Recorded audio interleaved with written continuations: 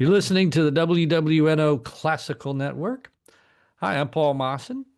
Each week we check in with Dave Walker, who is host of the Museumgoer.com, find out what's going on in the museum scene. Dave, welcome to the program. Hello again, Paul.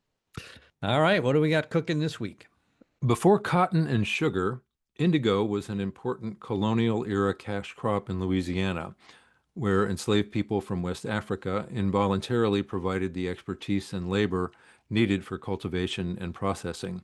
The Whitney plantation in Edgard was, in the 18th century, one of the first indigo plantations in the region.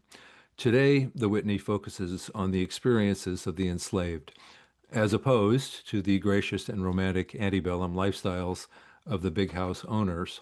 So is a fitting destination for the traveling exhibit Indigo, Yes, Spirit, I'll Go, and that's Indigo with an EAUX. Recently on view at the Ashe Cultural Arts Center in New Orleans, the exhibit was created by Leah Lewis, an educator, artist, and self-described light bringer and cultural architect. The exhibit features hand-dyed textiles and original artwork conceived as an offering to the enslaved women whose hands were stained blue with indigo. A free family and community day is scheduled for Saturday, where there will be music, storytelling, and pumpkin decorating using the historic hue spotlighted in the exhibit. More at whitneyplantation.org.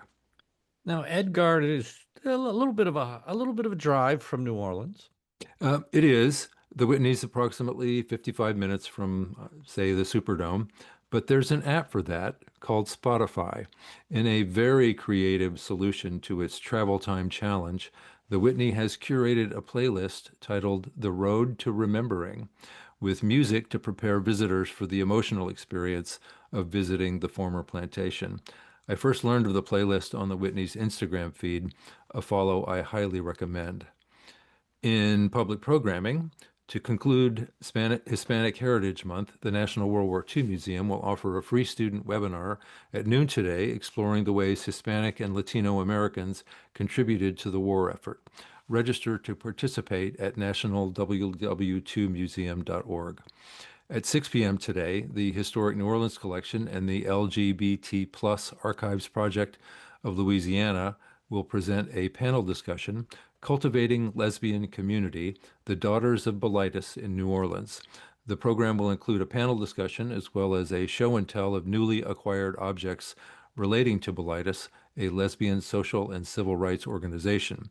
The free event is sold out, but unclaimed seats will be released 5 minutes before the start of the program, and there are usually a few available.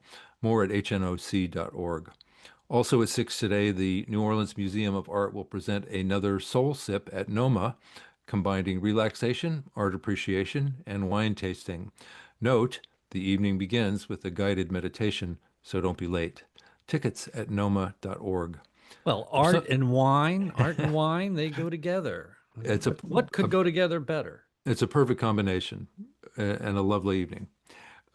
For something completely different at NOMA, a collaborative art making workshop and conversation led by artist Horton Humble will take place at 5 p.m. Thursday.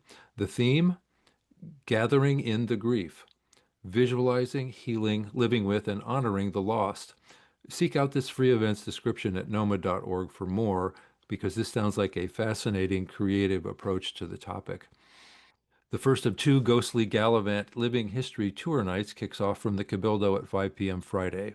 These seasonal guided tours of the French Quarter place emphasis on the life stories of some of the neighborhood's unalive inhabitants.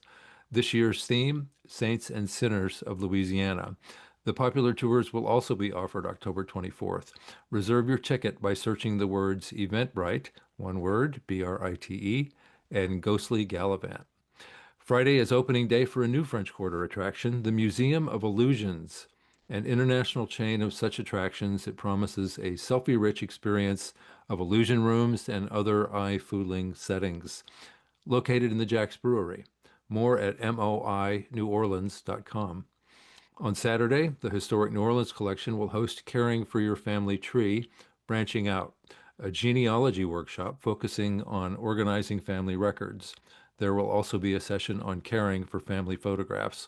More on that at hnoc.org. Continuing in that theme a little bit, at 7 p.m. Tuesday, October 21st, the Old Ursuline Convent Museum will host Faith, Family, and Footprints, tracing Pope Leo XIV's lineage through colonial and Catholic records. This will feature historians, genealogists, and archivists exploring the Creole and colonial ancestry of Robert Francis Prevost. More at oldursulineconventmuseum.com. And as they used to say with Bruce Springsteen in New Jersey, you never know. The Pope might just show up. It's just like the Stone Pony on the Jersey And Shore. the Pope at the Stone Pony. That would be even better. Right. Each week we check in with Dave Walker and we find out what's going on in the museum scene. You can find out more about anything we've talked about at his website, themuseumgoer.com. Also, a video of our conversation can be seen there as well. Dave, thanks a whole bunch, and we'll see you next week. Thanks, Paul. See you again.